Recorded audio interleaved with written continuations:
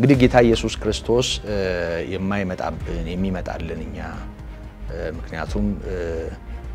ጌታን ማራናታ በማለት ጌታ ሆይ ቶሎና በማለት ከሚጠብቁት መሃል ይሄንን እኛ እናምናለን ጌታችን ኢየሱስ ክርስቶስ ተመልሶ መምጣት ምልክቶች ጊዜውን አስፈሪ በሆነ ሁኔታ እንድናስብ የሚጋብዙ ቢመስሉም ግን ደግሞ ይሄን ብሩክ ተስፋ እንደ ቤተክርስቲያን ለሚጠብቁ ቅዱሳን የሚናፈቅ የሚወደድ ብዙ መልካም ነገሮችን ለቤተክርስቲያን ይዞ የሚመጣ ነው የናዝሬቱ ኢየሱስ እርሱ ክርስቶስ መሆኑን ማለት ነው ያባቱ ስራ መስክሮለታል ዮሐንስ ወንጌል ምዕራፍ 5 የዮሐንስ ምስክርነት አረጋግጦለታል ቅዱሳት መጻሕፍት አረጋግጦለታል እሱ ራሱ የሰራው ስራ ተረጋግጧል በንክስና በልባችን በዘላለማዊ ኪደን በማይታየው መቅደስ ውስጥ እነሆ የእግዚአብሔርን በጎ ፍቃድ በመተረክ አብን የተረከልን እውነተኛው መልእክተኛ የናዝሬቱ ኢየሱስ መጥቷል ስራውን ጨርሶ በአብ ቀኝ ተቀምጧል መረዳት ያለብን ዓለም ላይ ያሉ ችግሮች እየተባባሰ ነው የሚሄደው እንጂ እየተስተካከለ ይሄዳል ብለን መሞኘት የለብንም አሁን አንዳንድ ጦርነቶች በስምምነት በውል ይታሰሩና በቃ ሰላም ሆነ ይባላል ሰዎች እርግፍ ያረጉና ከዛ ሁኔታ ውስጥ ይወጣሉ ግን የጦርነት የግጭት በመድር ላይ ያሉ ፈተናዎችን ራሱ ማወቅ ሁሉ ጊዜም ያደርጋል ዝግጁ ጥንቁቅ ነው የሚያደርገው ያ ከማርያም የተወለደው በናዝሬት ያደገው በገሊላና በኢየሩሳሌም የተመላለሰው በቃሉ ትምህርት በእጁ ተአምራት ሲያደርግ የነበረው በአደባባይ እርቃኑን የተሰቀለው የሞተው ከሙታን ተለይቶ የተነሳው በአባቱ ቀኝ የተቀመጠው ኢየሱስ እርሱ ክርስቶስ ነው ክብር ለስሙ ይሁን እንግዲህ በመቅደሱ ዙሪያ ያነሳነውን ቋጭተን ወደ ቀጣዩ ነገር እናልፋለንና እንደው በቃል ብለናል ግን አጽንኦት እንዲሆን አንድ 3 ጥቅሶችን በማንሳት ከዚህ ወደ ቀጣዩ ከመንደርደሪያው ወደ ሌላው እናልፋለን በአንደኛ ቆሮንቶስ ምዕራፍ 3 ቁጥር 16 ላይ እንዲህ የሚል ቃል እናነባለን የእግዚአብሔር ቤተ መቅደስ እንደሆናችሁ የእግዚአብሔር መንፈስ እንዲኖርባችሁ አታውቁምን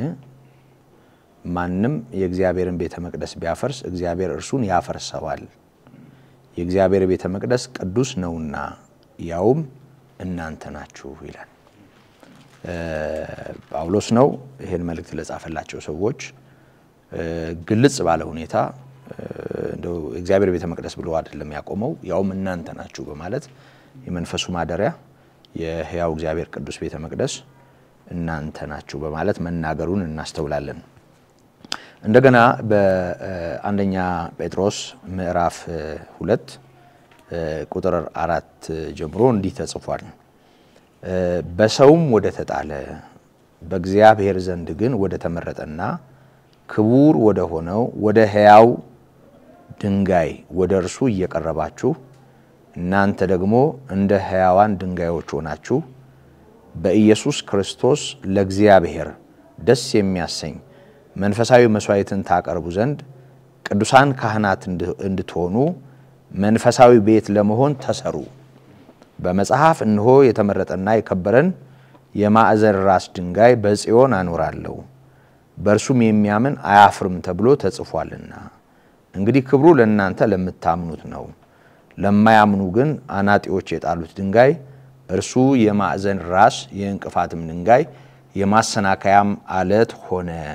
የማያምኑ ስለሆኑ በቃሉ ይሰናከሉበታልና ለዚህ ደግሞ የተመደቡ ናቸው ይላል አሁንም ወደዚህ ሕያው ድንጋይ እየቀረባችሁ መንፈሳዊ ቤት ለመሆን ተሰሩ ማለቱን እናሰምርበታለን በመጨረሻ ለዚህ ጉዳይ ማነሳው በኤፌሶን ምዕራፍ 2 ከቁጥር 20 ጀምሮ ተጽፎ የምናገኘው ነው በሐዋርያትና በነቢያት መሰረት ላይ ታንጻችኋል የማዕዘኑም ራስ ድንጋይ ክርስቶስ ኢየሱስ ነው በእርሱም ሕንጻ ሁሉ እየተጋጠመ በጌታ ቅዱስ ቤተ መቅደስ እንዲሆን ያድጋል በእርሱም እናንተ ደግሞ ለእግዚአብሔር መኖሪያ ለመሆን በመንፈስ አብራችሁ ተሰራላችሁ ይላል ክብርና ምስጋና ለስሙ ይሁን እንግዲህ ህዝብንም አህዛብንም አንድ ላይ በማድረግ በመንፈስ ለእግዚአብሔር መኖሪያ የሚሆን የሕያዋን አለቶች ስብስብ የሆነ መቅደስ ነው ማለት ነው አሁን የእግዚአብሔር ማደሪያ። ስለዚህ ግዑዝ የሆነው አገልግሎቱን አክትሟል፣ ተደምድሟል። ጌታ ኢየሱስ ክርስቶስ ይፈርሳል እንዳለ ፈርሷል። የፈረሰው በአጋጣሚ ቀድሞ ወንድሜ እንዳነሳው በጀነራል ጥጦስ ወይም ቲቶ ክፋትና አመጻ ሳይሆን ጌታ እንደተናገረው የብሉይ ኪዳን ፍጻሜ የኪዳኑ የአገልግሎቱ ማገባደጃ ሆኖ በዚህ አይነት ሁኔታ መደምደሙን እናስተውላለን። ስለዚህ ጌታ ኢየሱስ ክርስቶስ ይሄንን ሁኔታ በሚያስገነዝብ መልኩ ኢየሩሳሌም መፍረሷን ተናገረና ይሄ ንግግሩ ልባቸውን ለአንድ ነገር ስላነቃቸው መቼ ይሆናል የሚል ጥያቄ ማንሳታቸውና ከዛ ጋር ተያይዞ ጌታ ስለተመልሶ መምጣቱና ስለ ምልክቶቹ መናገሩን እናስተውላለን። የክብር አምላክ ያው እግዚአብሔር በጌታችን በኢየሱስ ክርስቶስ የተመሰገነ ይሁን። እንግዲህ ጌታ ስለ ቤተ መቅደሱ መፍረስ መናገሩን ተከትሎ ደብረ ዘይት ተራራ ግርጌ ተቀምጦ ሳለ ደቀ መዛሙርቱ ወደ እርሱ በመቅረብ ንገረን፣ ይህ መቼ ይሆናል? ምልክቱ ምንድነው? ለሁለት ነገር ምልክት መጠየቃቸውን እናስተውላለን። አንደኛው ጌታ ተመልሶ ይመጣል መሄዱና ተመልሶ መምጣቱ የታወቀ ነው ማለት ነው። ከዚህም ጋር ተያይዞ የዚህ ዓለም ስርዓት እና አጠቃላይ ሁኔታ መደምደም ወይም የዓለም ፍጻሜ ተብሎ ተገልጿል። ፍጻሜ የሚሆንበትን ጊዜ ለማወቅ የሚያስችል ምልክት መጠየቃቸውን እናያለን። ቅድም መግቢያችን ላይ እንዳነሳ ነው ጌታ እንዴት ምልክት ትጠይቁኛላችሁ ሳይል በግልጽ የጌታችን የኢየሱስ ክርስቶስን ተመልሶ መምጣትና የዓለምን ፍጻሜ በተመለከተ የሚያሳዩ ምልክቶችን ጌታ ተናግሯል እና በዚህ ክፍል እነዚህ ምልክቶች በዝርዝር ስለተቀመጡ ከመጀመሪያው ምልክት አንስተን ዛሬስ እነዚህ ምልክቶች በዙሪያችን የሉም ወይ አመልካች ሆነው የሚለውን ማሰብ ይኖርብናል። ተጠንቀቁም ስለሚል ተዘጋጅታችሁ ኑሩም ስለሚል ለዝግጅትም ለጥንቃቄም የሚሆን ደውል ይሆናሉና በዚህ መንገድ እነሱን የምናይ ይሆናል። ቁጥር 4 ላይ እንደዚህ አላቸው ጌታ ኢየሱስ ክርስቶስ ኢየሱስም መልሶ እንዲህ አላቸው፣ ማንም እንዳያስታችሁ ተጠንቀቁ። ብዙዎች እኔ ክርስቶስ ነኝ እያሉ በስሜ ይመጣሉና ብዙዎችንም ያስታሉ ይላል። የመጀመሪያው ምልክት ብዙ ሐሰተኛ ክርስቶሶች መምጣታቸውን እና ያንን ተከትሎ ብዙዎችም እንደሚስቱ ጭምር መነገሩ ነው። ስለዚህ ከምልክቶቹ አንዱ ሐሰተኛ ክርስቶሶች የሚገለጡ መሆናቸውና እነዛን ሐሰተኛ ክርስቶሶች ደግሞ የሚከተሉና የሚስቱ ሰዎች መገኘታቸው ነው። ይሄ የመጀመሪያው ምልክት ሆኖ ተጠቁሟል። ስለዚህ ይሄንን በተመለከተ ጌታ ኢየሱስ ክርስቶስ እንዲህ ማመልከቱ ቤተክርስቲያን ይሄንን በጸሎት ኃይል እንደማትቀይረው አማኞች ሐሰተኛ ክርስቶሶች እንዳይመጡ በማድረግ የመስራት ግዴታም እንዳልተጣለባቸው ግን ጥንቃቄ አስፈላጊ መሆኑን የሚያመለክት ሆኖ እናገኘዋለን። ስለዚህ የጌታን ትንቢቶች ጌታ የተናገራቸውን ምልክቶች ያነሳን ዛሬ ያለንበትን የምድራችንን ወይም የዘመናችንን መልክ እናያለንና ከዚህ ከመጀመሪያው ምልክት ጋር ተያይዞ ያለውን እውነት እንየው። ምስጋና ለእግዚአብሔር ይሁን። እግዚአብሔር ምን አይነት ጠንቃቃ እረኛ ምን አይነት ትጉ አባት እንደሆነ ነው። ጌታም በርግጥ ለማይለወጥ ቃሉ ነው በማይለወጥ ቃሉ ነው ለኛ የተናገረን። በዚህ ሁኔታ በጣም አስደናቂ ብዙ ነገሮች ነው ያሉት። በርግጥ ሁሉም ነገር ያስደስታሉ አይደለም፣ ግን ለኛ መናገሩ ምን ያህል ጥንቃቄ ያለው ኑሮ ኃላፊነት የተሞላበት እረኝነት እንደነበረው ጌታ ኢየሱስ ያሳያል። እንግዲህ ትንሽ ወደ ኋላ መለስ ብዬ ግን አንዳንድ ነገሮችን ብለን በደንብ ይሄን ክፍል ማየቱ ጠቃሚ ነው። በርግጥ አሁን ከዚህ በኋላ ከቁጥር 3 ጀምሮ የተናገራቸው የትንቢት ቃሎች ሁሉ ስለመፈጸማቸው አንዱ ማረጋገጫ እርግጥ ነው የመቅደሱ መፍረስ ነው አሁን እንደተባለው ፈረሰ እርግጥ ነው በቃ ተረጋግጧል ይሄ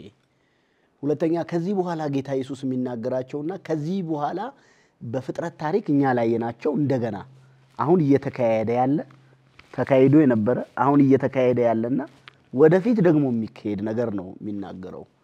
እና እሱ በደንብ ሊያጎላለን የሚችለው ጌታ ኢየሱስ ራሱ ይሄንን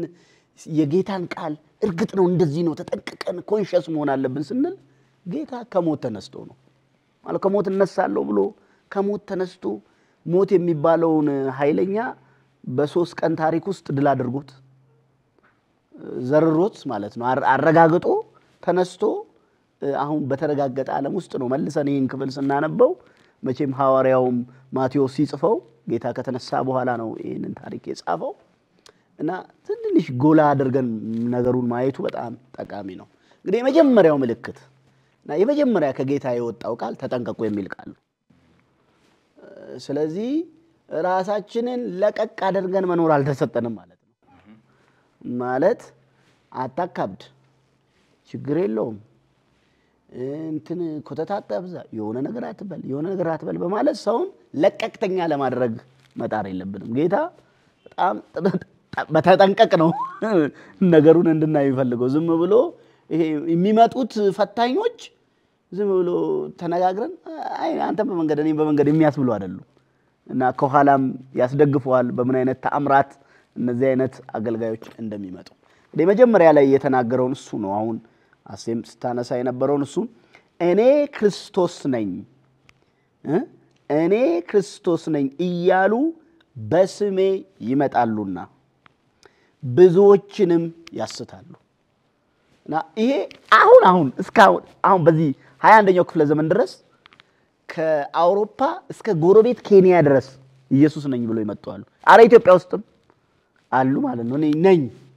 ክርስቶስ ነኝ እኔ እኮ ነኝ አዳኙ እና እኔ ጥቁሩ ኢየሱስ ነኝ ያላለ ማለት ነው በግልጽ ማለት ነው አንድ እንደውም እዚህ አሜሪካ አካባቢ ያለ ታሪክ አለ the temple of david ነው የሚለው ቸርቹ የነበረው እና ወደ 85 ህፃናት በርካታ ሴቶችን እና ወንዶች ባለትዳሮችን በአንድ ቤት አድርጎ መሳሪያ ዘጋይቶ ከመንግስት ጋር ተታኩሶ ቤቱ ነዶ ህዝቡ ያለቀበት ማለት ነው መሲ ነኝ የሚል ማለት ነው ብዙ ተነስተዋል ማለት ነው በታምራት በድንቅ ብቻ አይደለም በሚያቆለጳጵስ ቃላት የተሞሉ በጣም አደገኛ የተባሉ ሰዎች መጥተዋል ከክርስቶስ ቤተክርስቲያን ነው ደግሞ ህዝብ የሚያፈልሱት አሁን ጌታ ተጠንቀቁ ያለው የራሱን ነው ያለው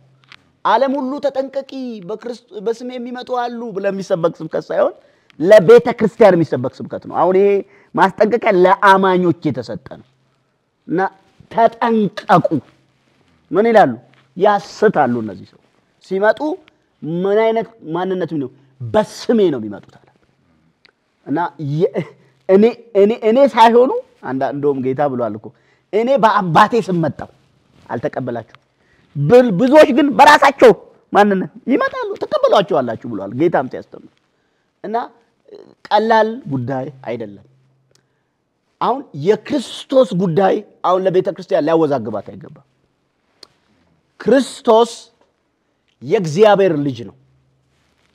ስራውን የጨረሰ ነው ሌላ አሁን በመድር የሚሰራው ሌላ ፕሮግራም የለው ስራውን እግዚአብሔርን የሚያረካውን ስራ ጨርሶ ተፈጸመ ብሎ ጉዞን የጨረሰ ነው እና አሁን በመድር መጥቶ እሱን እንድናምነው ልዩ ተአምራትና ድንቅ የሚያደርግ አይደለም ሰው ቢያምንበት የዘላለም ህይወት ቢሰማው የሚያርፍበት ትምህርትም ስራም ጨርሶ ነው ያለፈው ጌታ ኢየሱስ እና ይመጣሉ የተባሉት እና እሱ ስለመሆናቸው ለማሳየት ነው የሚሞክሩት እርሱ ከእግዚአብሔር መሆኑን አሳይቶ ጨርሷል እና ቤተክርስቲያን ጠንቃቃ መሆን አለባት አሁን የመጡት መጣን የተባሉ በታሪክ ወደ ኋላ ዝም ብለን ስመጠቃስ ይቻላል በታሪክ ውስጥ እየተነሱ የመጡ ነበሩ ስለነሱ አሁን ብናወራ ስለመሆናቸው ማረጋገጫ ነው የሚነግሩን ጌታ የናዝሬቱ ኢየሱስ እርሱ ክርስቶስ መሆኑን ማለት ነው ያባቱ ስራ መስክሮለታል ዮሐንስ ወንጌል ምዕራፍ 5 የዮሐንስ ምስክርነት አረጋግጦለታል ቅዱሳት መጻሕፍት አረጋግጦለታል እሱ ራሱ የሰራው ስራ ተረጋግጧል ክርስቶስ ነው የናዝሬቱ ኢየሱስ እርሱ ክርስቶስ ነው የእግዚአብሔር ከእግዚአብሔር የሆነው አዳኝ ቅቡ አዳኝ በንግስና በልባችን በዘላለማዊ ኪደን በማይታየው መቅደስ ውስጥ እነሆ የእግዚአብሔርን በጎ ፍቃድ በመተረክ አብን የተረከልን እውነተኛው መልእክተኛ የናዝሬቱ ኢየሱስ መጥቷል ስራውን ጨርሶ በአብ ቀኝ ተቀምጧል እና ተጠንቀቁ አለ ማለት ነው ጌታ ሲሄድ እኮ ፎርጂድ ይመጣሉ ማለት ነው ቅብ ይሆኑ ይመጣሉ ይያለ ነውና ጥንቃቄ ያስፈልጋል ማለት አሁን ኢየሱስ ማን ነው ኢየሱስ ምንድነው ኢየሱስ ምን ሰራ ኢየሱስ መሲህ ነው መሲህ አይደለም ክርክር የለም አሁን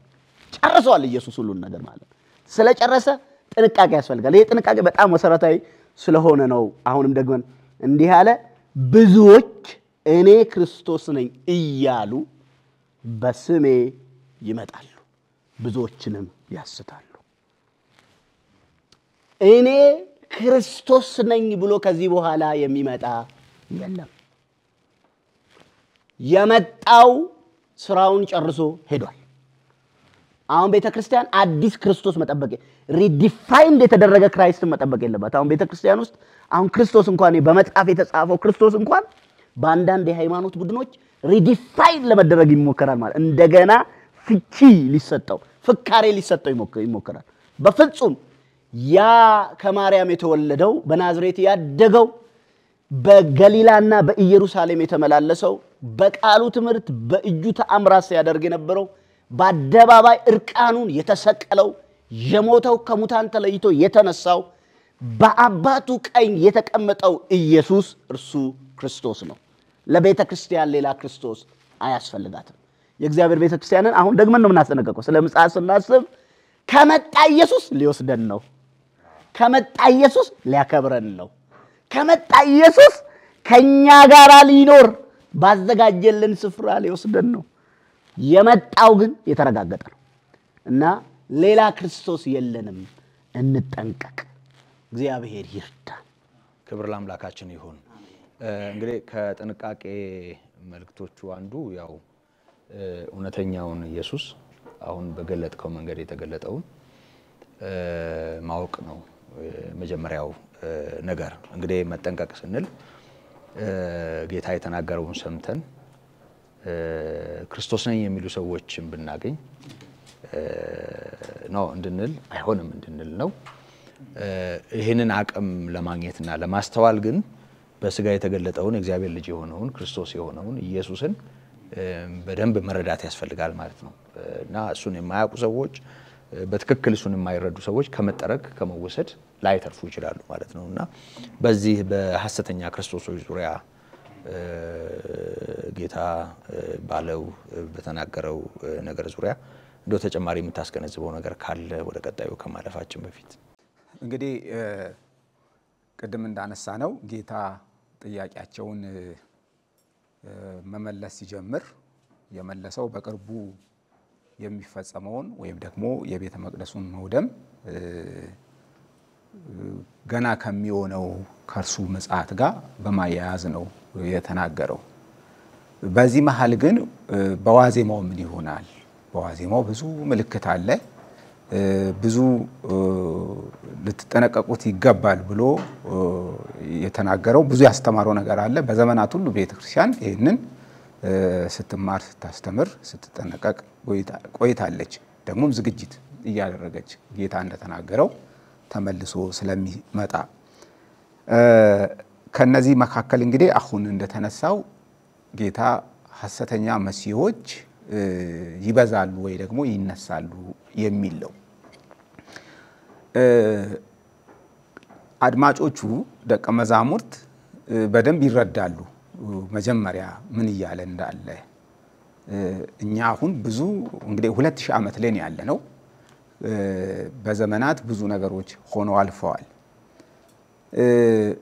ለምሳሌ እንግዲህ አጣምሮ ስለሆነ የተናገረው ቤተ መቅደሱ ከመፍረሱ በፊት በእስራኤል መካከል ብዙ መሲሆች ተነስተዋል መሲነን ሐሰተኛ መሲሆች ማለት ነው በእስራኤልና በሮማውያን መካከል ያለው ግንኙነት እየሻከረ እንደሚሄድ ብዙ አንስተናል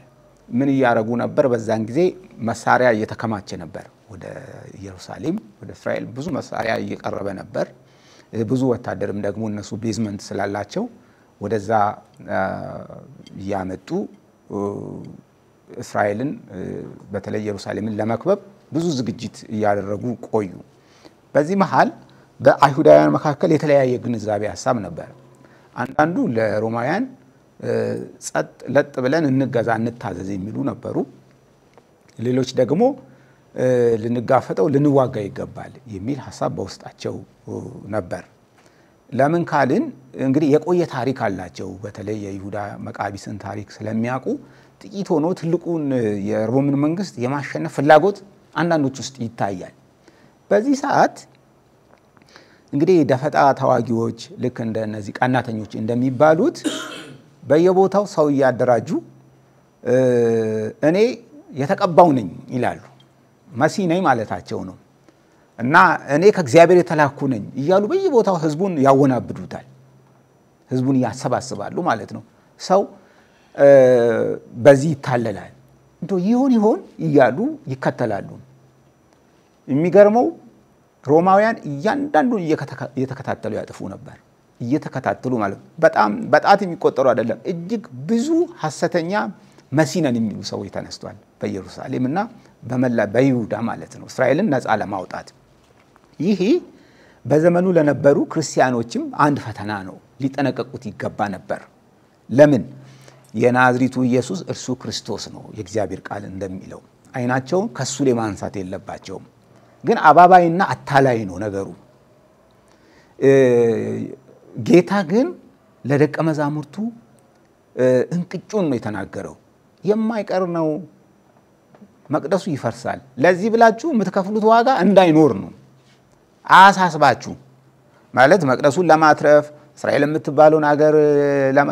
እንትንም እኮ ነው እንደው ሲጸልዩም ጭምር ወይም ሲመኙም ጭምር የእስራኤልን አንድነት የኢየሩሳሌምን ዘላቂነት ፈጽሞ ልባቸውን ከዚህ እንዲያነሱ አስቀድሞ አስጠነቀቃቸው ማለት ነው ይሄ በጣም አስፈላጊ ነው በነገራችን ላይ በዚህም ዘመን ቢሆን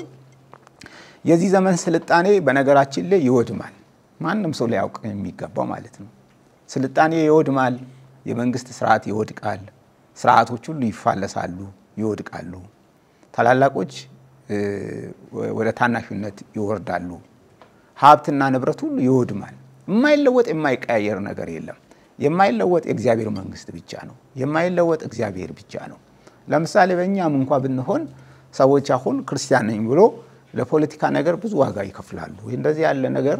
ከዚህ በላይ ትልቅ ትምህርት የለም ለምን አይሁድ ለብሔራዊ ጉዳይ በጣም ጥብቅ ናቸው በእውነት በእንዲ ቀላል ነገር አድርገን እንዳናስብ ብሔረተኝነት ነበር በመካከላቸው ወደም መታወቅ ያለበት የዕብራውያን መልእክትንም ስናነብ የምንረዳው ያንን ነው ከክርስትና ወደ ኋላ ይሄ ፑል አውት የማድረግ ፍላጎት በውስጣቸው ያደገ የመጣው አማጺያኑ ቅስቀሳ ያደርጉ ነበር በአሕዛብ ምድር ቅስቀሳ ያደርጋሉ በሜላንድ በሚባለው በራሱ በእስራኤል ምድር ቅስቀሳዎች ነበሩ ሮማውያን ደግሞ በደንብ እየተጠጉ ነበር ይሄ ገነፈለ ማለት ነው ከጊዜ በኋላ በገነፈለበት ጊዜ እንኳን የሚያስደንቀው 1 ሚሊዮን ሰዎች እስኪያልቁ ድረስ ተስፋ ባለመቁረጥ በግጭት ውስጥ ሆኖ ማለት ነው በጦርነቱ መሃል ሆነው እንግዲህ ከተማውን ለረጅም ጊዜ ነው የከበቡት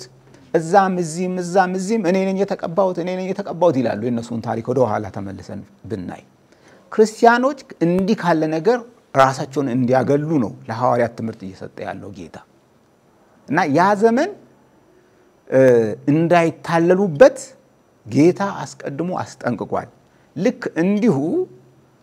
በክርስቲና ዘመን ውስጥ ደግሞ በታሪክ ውስጥ እውነት ነው ብዙ ጊዜ ሰዎች እኔ የተቀባው አዳኙ ነኝ ክርስቶስ ነኝ ብለው ተነስተዋል በእኛ ሀገር ታሪክ ወደ እንግዲህ ከዛሬ 400 500 ዓመት በፊት አንድ ሰው እንዲህ ተነስቶ ነበር ክርስቶስ ነኝ ብሎ ማለት ነው ተከታይም አፍርቶ ነበር የሚገርመው ሰዎቹ መነሳታቸው ብቻ ሳይሆን በቀላሉ ተከታይ ማፍራታቸው ነው በቅርብ እንኳን አስተዋውሳለሁ እዚሁ በእኛ ታቋለ ብዬ አስተዋውሳለሁ አንዲት ማርያም ነኝ ልጄም ደግሞ ኢየሱስ ነው ብላ እዚሁ አዲስ አበባ ተንቀሳቀስ ነበር እና እኔ እንኳን በአይን አላየዋትም ያያት ሰው ሲነግረኝ እና እንደዚህ ያለች እኔ አልፌ ጠየቅኩት ምን ያህል ሰው የተከተላት ነበር አልኩት 36 ወይ 37 ሰዎች እነሱ የተመረጡ የሷ ልክ እንደ ሐዋርያት እንደ አርድት ምናምን ከፋፍላ እንደዚህ እንትን ብላለች ልጇንም ደግሞ ያው ኢየሱስ ነው እያለች ነው ደግሞ ይሄን የምታደርገው የት ነው እዚሁ አዲስ አበባ ባሉ አድባራት ውስጥ ነው ይሄ ነገር የሚሆነው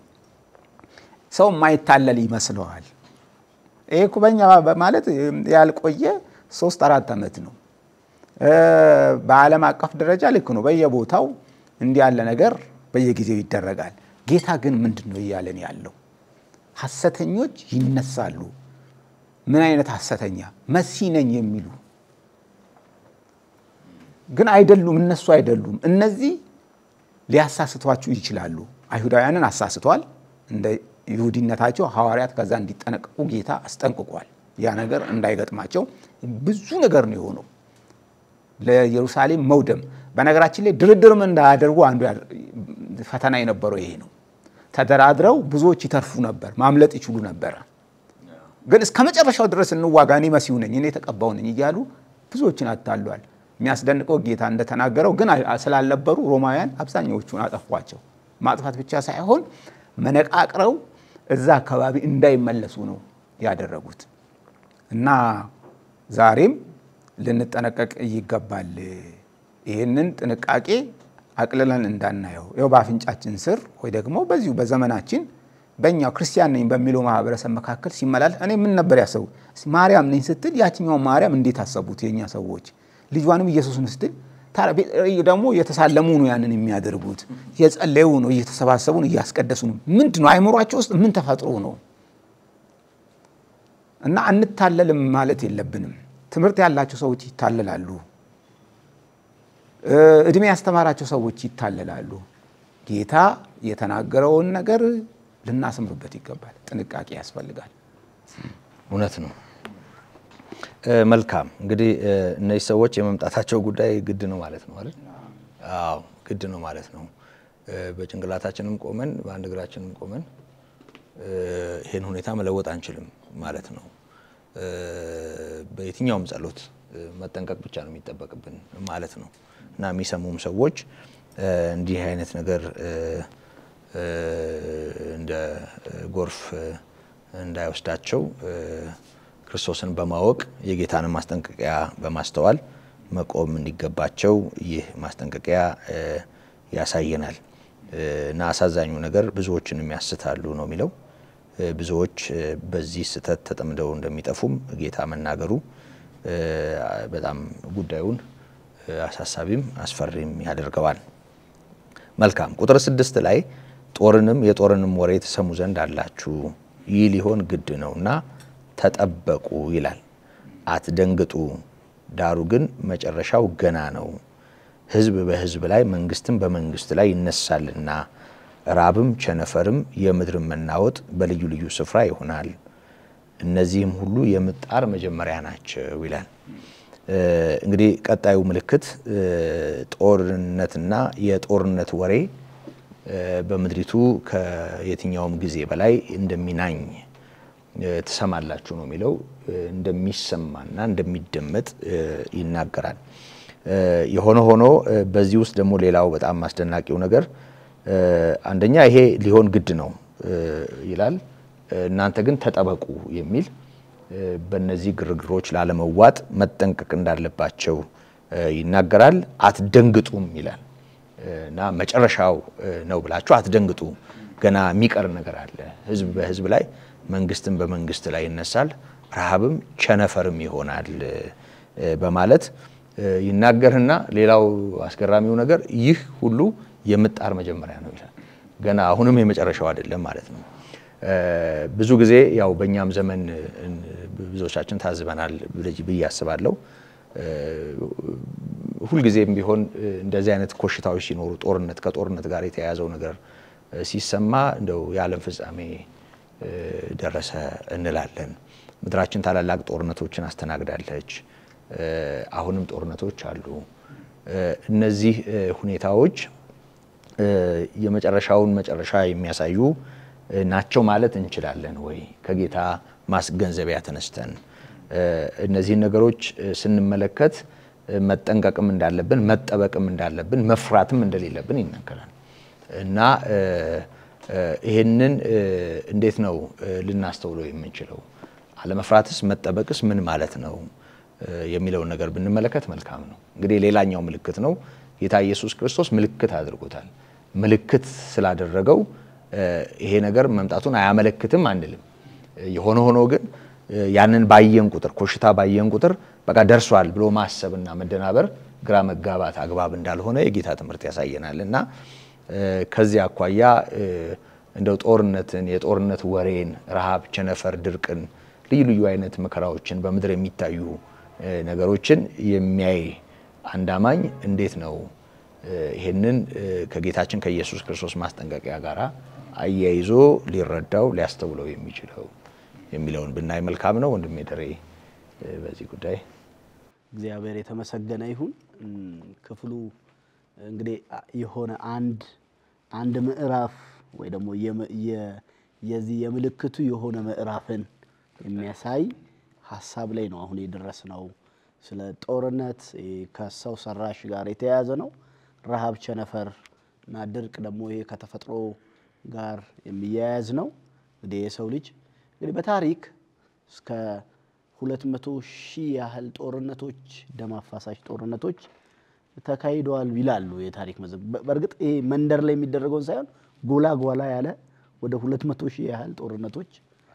በዓለም ላይ ተከስተዋል ተብሎ ይታሰባል። የደም አፋሳሽ የሆነ ጦርነት ነው። ግን የክፍሉ የዚህ ታሪክ መጀመሪያ መልእክት ሰሚ የሆኑት ደቀ መዛሙርት ግን አጠገባቸው የመጣው ጦርነት በታሪካቸው ገጥሟቸው የሚያውቅ አይመስለኝም። በተለይ ወደ 70 ዓመተ ምህረት አካባቢ ላይ የሚደርሰው ይሄ ጦርነት በጣም አስደንጋጭ ነው። እስራኤል በዚህ ልክ ተጨንቃና ተወጥራ አታውቅም ማለት ነው። በብሔራዊ ስሜት ያላቸው ወንድሜ ሙሌ ቅድምም ሲያነሳ ነበረ የጀብድነት ስራ ሰርተው ሀገርን ነፃ አወጣለሁ ብለው ከሮማን ኢምፓየር ጋር ያደረጉት ግብግብ በእስራኤል ውስጥ የሚፈጥረው ድንጋጤ ፍርሃትና ሽብር ከዚህ በኋላ ዓለም የምትቀጥል አይመስላቸውም። በነገራችን ላይ አንድ ሰው የሆነ ማህበረሰብ ሄደ ለማግላት ስለሚጠቅም ነው ነገሩ እና ቦታውን መጥቀስ አስፈላጊ አይደለም። እዚህ ኢትዮጵያ ውስጥ ነው። ረጅም ርቀት በመኪና ደግሞ ከዛ የሚበልጠውን ርቀትና ተራራ መውጣት በእግር ሄዶ የሆነ ማህበረሰብ ያገኛል እና አንድ አዛውንት ሰውዬ ይጠይቃቸዋል። እሳቸው ያሉት በቀዳማ ኃይለ ሥላሴ ዘመን ላይ ናቸው። ንጉሱ እንዴት ናቸው ይላሉ አለ። ሰማ ከዛ እንዲህ ያለና ግን አሁን ከዚህ ከተማ በኋላ አለ አንድ ወጣት ደግሞ አጠገብ ይያል ከዚህ ተራራ በኋላ ሌላ ህዝብ አለ እንዴ አለ። ሌላ ህዝብ ሌላ ማህበረሰብ ሌላ ቋንቋ ሌላ አለባበስ አለ። በጣም በመገረም ነው እሱን ይያየው ማለት አለ የሚል እንዲሁ ዳይሪው ላይ ጽፎ ያነበብኩት አለ። አንዳንድ ነገሮች በትንሹ ማየት ተገቢ አይደለም እና ጌታ በዩኒቨርስ ላይ ስለሚካሄደው ያስጨናቂ ሰቆቃና ጥር ምጥ መናገሩ በጣም እኮ ነው የሚገርመው። በረሃብ ለተያዘ በጉስቁልና ለተያዘ በጦርነት ተከቦ ተስፋ የለኝም በቃ ያለ መጨረሻ ነው ብሎ ለሚኖር ሰው ጌታ መናገሩ ተስፋ ነው። በነገራችን ጦርነቱ ተስፋ አይደለም፣ ረሃቡ ተስፋ አይደለም። ጌታ መናገሩ ግን አረ ተስፋ ነው። በጣም ቀድሞ መናገሩ ተስፋ ነው እንጂ እኔ ጦርነት ባየን ቁጥር የምን እዚህ በኋላ ወንጌል መስበክ ነው ዓለም አብቅታለች ጦርነት ውስጥ እንግባ ነበር የምንለው እና ሐዋርያትን ተጠበቁ ሲላቸው ኢንቮልቭ እንዳታደርጉ ሮማውያን መጥተው ቢከቧችሁ ታላላቅ ጦርነት ቢከሰትባችሁ መልእክታችሁን ጥላችሁ ያላችሁን የጦር መሳሪያ አንስታችሁ ሀገር ለመጠበቅ እንዳትነሱ። ምንድነው ይሄ? እንደውም በጣም ትንሽ ነገር ነው። ምልክ እናንተ አካባቢያችሁ የምታዩት በጣም ትንሽ ነው። አሁን በዓለም ላይ ከ200,000 በላይ ጦርነት ተካሂዷል። ከጦርነት በኋላ ወይ በጠረጴዛ ላይ ያልቃል። ያለቀው አልቆ ህዝብ ይቀጥላል። አሁን የህዝብ ብዛት ካለፈው ዘመናት ይልቅ ያሁን ህዝብ ብዛት በጣም እየጨመረ ነው። ዓለም የምታልቅ አትመስልም። እንደውም የዘመኑ የቴክኖሎጂው መዘመን የነገሮችን መራቀቅ ሲታይ ዓለም ኖራለው ነው የምትለው እና ጌታ እነዚህ የምጣር ምልክቶች ናቸው ነው ከዚህ ግን ትንሽ ቁም ነገር ያላቸው ነገሮች ማየት ጥሩ ነው አንደኛ አካባቢያችንና ሁኔታችን ላይ የተመሰረተ አይደለም የጌታ መምጣት ምልክት እንደ ምልክት ሊጠቅም ይችላል እንጂ ፋይናል አይደለም ሲምቦል ነው በነገራችን ላይ ሁሉን ዓለም ያሳተፈ ጦርነት የለም የዓለም ጦርነት ተብሎ ይወራል እንጂ ሁሉን ዓለም አላሳተፈም እስካሁን ድረስ ሁሉን ዓለም ያሳተፈ ጦርነት የለም እና ምንድናቸው ማለት ነው ብልጭ የሚሉ እንደ የአምቡላንስ መብራት ብልጭ የሚሉ ምልክቶች ናቸው እንጂ የለም ዓለምን ሁሉ ያዳረሰ ድርቅ የለም ዓለምን ሁሉ ያዳረሰ የተፈጥሮ አደጋ የለም ብልጭ ግን ይላሉ ዓለም ምትጠፋ ነች ሰው ራሱን ገሎ የሚያጠፋ ፍጥረት ነው ተፈጥሮ ራሷ በሰው ልጅ ላይ አመፀኛ ሲሆን የሰው ልጅ ላይ ትነሳለች እግዚአብሔር አገልጋይ ሆና እና እነዚህ ምልክቶች ናቸው እና ነገራችንን ተዋግተን በመናስከብረው ሉዓላዊነት ላይ ተንከባከበን በመንኖርበት ምድር ላይ ጥለን መኖር የለብንም ከዚህ የሚበልጥ ከዚህ የሚሻል ነገር ይዞ እየመጣ ያለ ጌታ አለ አሁን እሱ ነው ማለት ጌታ ከዚህ የሚበልጥ ከዚች አሁን ከመንኖርባት ምድር በርግጥ የዚች ምድር ባላደራ ነን እንደ ባላ አይምሮ እንኖራለን ግን ተስፋችንን ህይወታችንን ማንነታችንን በዚች ምድር ላይ አንተው ይሄ ራሱ እየበሰበሰ ያለ ምድር ውስጥ ነው የምንኖረውና ይሄ የሚጠፋ ምድር ውስጥ እየኖርን ነው የማይጠፋ ይዞ ይመጣል የማያልቅ መንግስት ይዞ ይመጣል የሰላም መንግስት ይዞ የሚመጣል ጌታን ተስፋ እንዲያደርጉ ሐዋርያት ቶሎ ብሎ ጦርነት ውስጥ ቶሎ ብሎ ፍርሃት ውስጥ ቶሎ ነገር ውስጥ በቃ አለቀ ብሎ ሚሽናቸውን ተልኳቸውን ከማቆም ቆም እንዲሉ የሚያደርግ ነው አሳዛኝ ነው ግን በጣም አሳዛኝ ነው የዚህ የመጨረሻው ዘመን ግን ምሳሌ እንዳልሆን ግን ቤተክርስቲያን አሁን የመስቀል ጦር ታሪክን ሲታሰብ አንገት ያስደፋ መጽሐፍ የያዘ መስቀል በእጁ የጨበጠ የእግዚአብሔር ቃል የእግዚአብሔር ልጅ ኢየሱስን ገባኝ የሚል አንድ ማህበረሰብ ጦርነትን ቀድሶና ባርኮ ሸኝቶ የሚያዋጋ በሚሆን በጣም ያሳዝናል የመጨረሻው ዘመን መፈጸሚያ ምክንያት ግን መሆን የለብን አስቸኳይ ነው መሆን ያለብን የምጣር ምልክት ሰው ማለት አስቸኳዮች ሐዋርያው ቅዱስ ጴጥሮስ እንዳለ የሚያስቸኩሉ የወንጌል መልእክተኞች ነው መሆን የሚገባን ጌታ ይርዳን ይሄ ግን ምልክት ነው የምጣር የመጀመሪያ ኢንትሮዳክሽን ነው የምልክቱ መግቢያ ነው ይላል እግዚአብሔር ያክዘን አሜን ክብር ለስሙ ይሁን ከዚሁ ጋር በተያያዥነት ብዙ ጊዜ የጌታ ምጽአትና የዓለም ፍጻሜ እንደው ጠቅለል ባለ መልኩ ዓለምን ጠቅላላ ስለሚጠቀልል አንድ ነገር እንድናስብ ነው የሚጋብዘን ግን እኮ ዓለም በየትኛውም ዘመን በየትኛውም ጊዜ ታብቃ ያንዳንዱ ግለሰብ የሚኖርበት የህይወት ዘመን ውስን ነው ማለት በ60 በ70 በ80 ዓመት የተገደበ ማንነት ያለው መቶን የማይዘል እርጅናም ድካምም ጦርነትም የተፈጥሮ አደጋ ብዙም ነገር የሚወስደው የሰው ልጅ ዘመናትን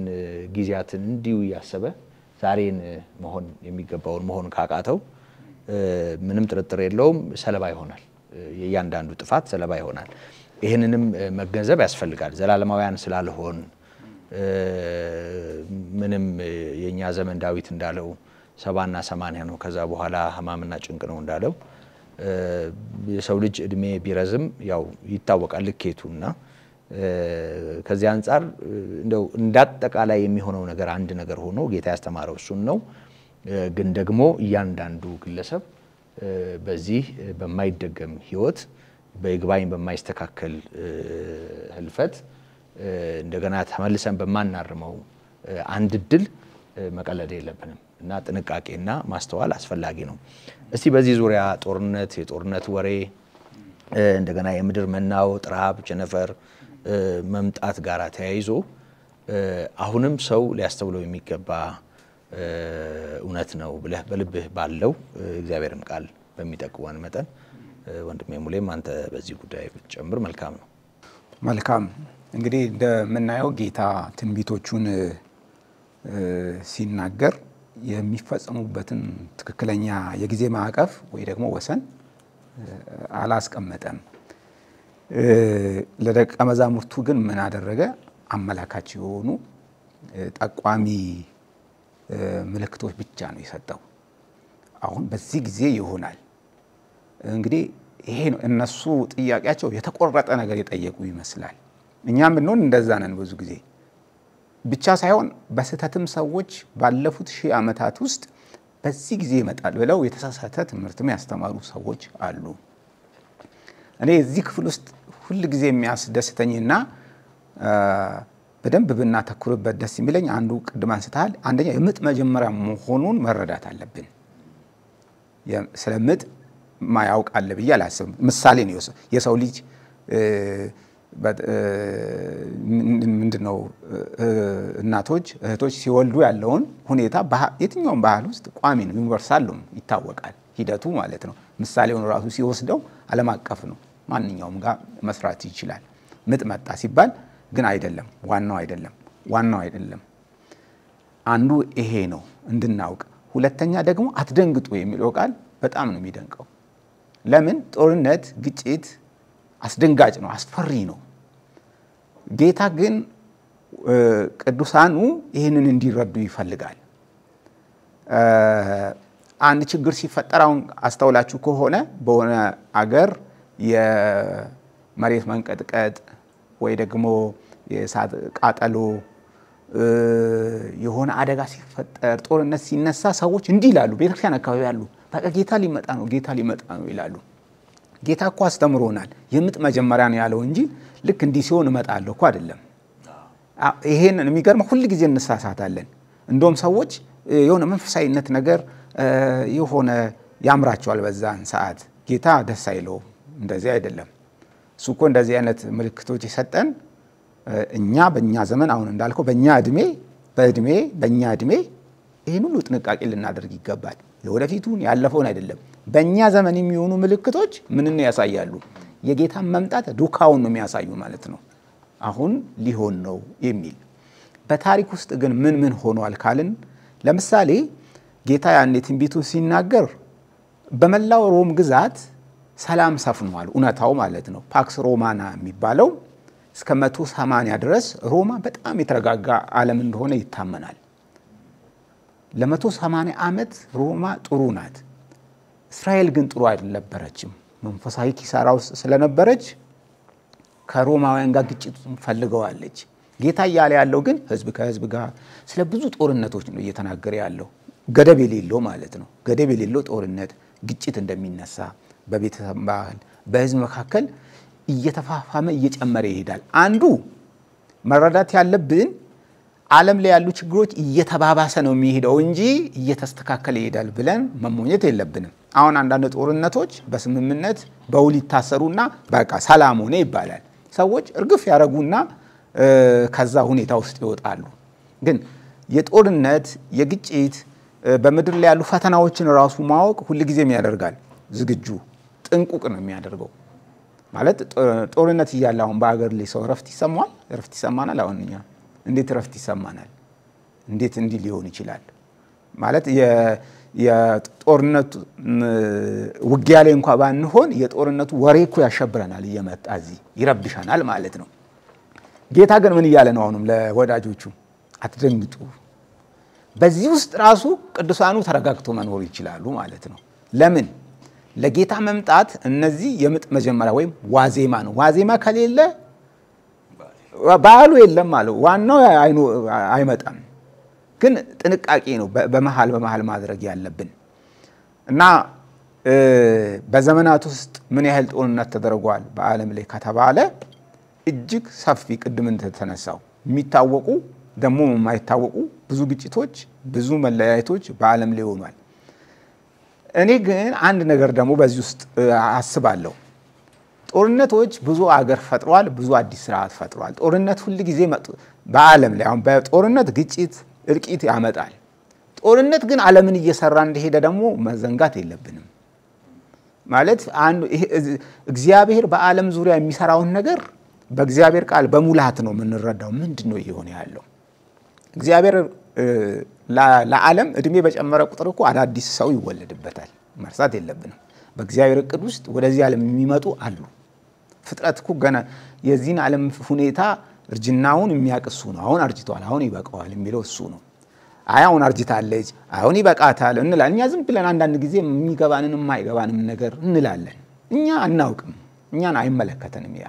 ለምን እኛ በትንሿ መሬት ላይ ነው ያለነው በዋናው በኩላዊው ዓለም ወይም በዩኒቨርስ ኮስሚክ በመንለው ውስጥ ሰፊ ፍጥረት መኖሩን እንዳንዘነጋ ያን ሁሉ አቀናይቶ የሚመራ እግዚአብሔር ነው ይሄ አብቅቷል አሁን ይሄ ሆኗል እሱ የሱ ነው እኛ ግን ጥንቃቄ ማድረግ አለብን ጦርነቱ የተቀሰቀሰ ጊዜ ደስ ያለኝ አንድ ደሬ ካንሳ ውስጥ እዛ ግጭት ውስጥ መሳተፍ የለብንም ነው እንደዚህ ያለ ነገር ውስጥ እኛ መግባት የለብንም እኛ ስነ ስርዓት ያለን ህዝቦች ነው መሆን ያለብን ዝርክርክነት አለ በክርስቲያኖች ዙሪያ ዛሬ እንትኑን ያነሳን ዝም ብለን ጥራዝ ነጠቅ መሆን አስፈላጊ አይደለም ጌታ እንዲህ ብሏል እንደዛ እኮ አይደለም ለኛ ህይወት እኮ ነው የተናገረው ህይወታችን እንዳይጎዳ ይፈልጋል ጥንቁቆች እንድንሆን ስነ ስርዓት ያለን እንድንሆን በሰላም ቀንና በጦርነት ጊዜ እኛ ተገለባባጭ ሰዎች መሆን የለብንም በሰላም ጊዜም ጌታ እንደሚመጣ ነው ማሰብ ያለብን በጦርነት ጊዜም ጌታ ይመጣል ያልተቋረጠ በጋለ ፍቅር በጋለ ስሜት ነው ጌታን መጠበቅ ያለብን ተለዋዋጭ የጦርነት ጊዜ ጸሎተኛ ጦርነት በሌለ ጊዜ ዓለማዊ ማለት ጌታን የሚጠብቅም እንትን ምንድነው ገጸ ባህሪ አይታይብንም አንዳንድ ጊዜ ማለት ነው ከጦረኞች ጋር ጦረኛ እንሆናለን ክፉ ከሚያደርጉት ጋር ክፉ እናደርጋለን በሁሉ ነገር እንሳተፋለን አንዳንዴ መጽሐፍ ቅዱስም እኮ ማይገባን ለዚህ ነው እንዴት ሊገባናል ለምን በእኛ ዓለም ነው መቃኘት የምንፈልገው መጽሐፍ ቅዱስን ከመጽሐፍ ቅዱስ ነው መቃኘት ያለብን እና እነዚህ ምልክቶች ግን እግዚአብሔር የኛን ህይወት ለመጠበቅ የሚሆኑትን ራሱ ደግሞ ባይነግረን ጦርነት ግጭት የተፈጥሮ አደጋ ጌታ ባይነግረንስ ምን እንሆን ነበር ምንም እኮ ካርታ የሌለው በቃ ይሄ እንደ ፔንዱለም እንደሚባለው ማለት ነው ምንም ወጥነት የሌለው እንደዛ ይሆን እንኖራለን ምንድነው ይሆን ያለው ነገር እንዲም እኮ ይታሰብ ነበር ጥንት ዓለም የተስተካከለች ገነት ሆናለች ብሎ እኮ ብዙዎች አስተምሯል ግን እየከፋ ነው የሄደው አሁን እኛ በኔ እድሜ ነው ማሰብ ያለብኝ ስለወደፊት በኔ ዘመን ምን ያህል ጦርነት አይቻለሁ ምን ያህል ምልክት አይቻለሁ ብዬ መዘጋጀት ነው እንጂ አይድሮም እኮ እንዲሆናል ጴጥሮስ እንደተናገረው ማለት ነው ከዚህ በፊት እኮ እንዲሆናል ብሎ አንዳንዶች ይቀልዱ እንደነበረው መሆን የለበትም እና እየሆነ መሆኑን ግን ያረጋግጥ ነው እውነት ነው ጌታ ያለው ማለት አለብን መሬት ላይ ያየን ስለሆነ ክብር ለአምላካችን ይሁን እንግዲህ ማቴዎስ 24 ላይ የተዘረዘሩ ጌታ ኢየሱስ ክርስቶስ ምልክት ያደረጋቸው ምልክቶች ተቀላላ ያው እስካሁን በያዝነው ጊዜ አልተወያየንባቸውም ምክንያቱም ሰፊ ከመሆናቸው ጋር ተያይዞ እንዲሁ ቆንጸል አድርጎ ማለፍም ለህሊናችን ከባድ ሆኗል ጥቆማ ብቻ እንዳይሆን አሁን ባያዝነው መንገድ በደንብ አንዳንድ ነገሮች መብራራት ስላለባቸው ቀጣዩን አንቀጽ ከቁጥር 9 እስከ 14 ያለውን በማንበብ ብቻ የዚህን ቀጣይ ክፍል እንዲሁ በሚቀጥለው ምናቀርብ መሆናችንን በመግለጥ እዚህ ጋር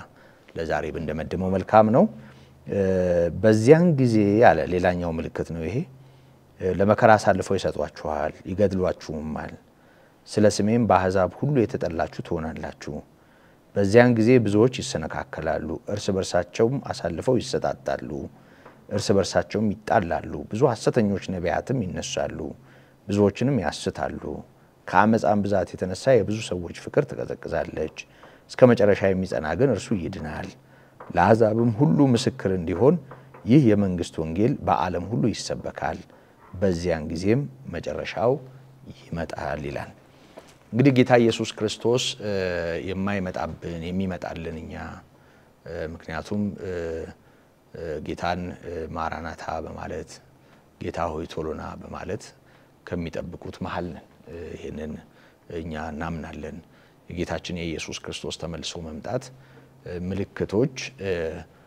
ጊዜውን አስፈሪ በሆነ ሁኔታ እንድናስብ የሚጋብዙ ቢመስሉም ግን ደግሞ ይሄን ብሩክ ተስፋ እንደ ቤተ ክርስቲያን ለሚጠብቁ ቅዱሳን የሚናፈቅ የሚወደድ ብዙ መልካም ነገሮችን ለቤተ ክርስቲያን ይዞ የሚመጣ ነው። ከዚህ የተነሳ በጌታችን በኢየሱስ ክርስቶስ ዳግም ምጽአት ዙሪያ የመምጣቱ ምልክቶች ብቻም ሳይሆኑ በመምጣቱ የሚሆነውንም ነገር ጭምር ማሰብ ስለሚገባን ቀጣዩን የመጽሐፉን ክፍል ውይይት በቀጣይነት እናነሳለንና በዛም ውይይታችን እነዚህን ሁሉ ነገሮች እንዳስሳለን ብለን ተስፋ እናደርጋለን። ተወደዳችሁ በያላችሁበት ከኛ ጋራ የጌታችን የኢየሱስ ክርስቶስን ተመልሶ መምጣት የቀደመውን መቅደስ መፍረስ የቀደመውን ኪዳን መሻር እንደገናም ደግሞ በደሙ የተደረገ አዲስ ኪዳን መደረጉን ይሄም ደግሞ አሁን ያለንበት ኪዳን መሆኑን ያየንበትን የውይይት ክፍል ለዛሬው በዚህ እንቋጫለን። እንደ ጌታ መልካምነት ከዚሁ ከማቴዎስ 24 ቁጥር 9 ጀምሮ ያለውን ደግሞ በቀጣይነት የምናቀርብ መሆናችንን በመግለጥ ለዛሬው ስንሰናበታችሁ ከቀሪው የቴሌቪዥኑ መርሃ ግብር ጋር አብራችሁ እንደምትሆኑ በማመን ወይም በመተማመን ነው። ቀሪውን አገልግሎት እንድትሰሙ አብራችሁ እንድትሆኑ በጌታ ፍቅር እንጋብዛችኋለን። ጸጋና ሰላም ምሕረት ይብዛላችሁ። አሜን።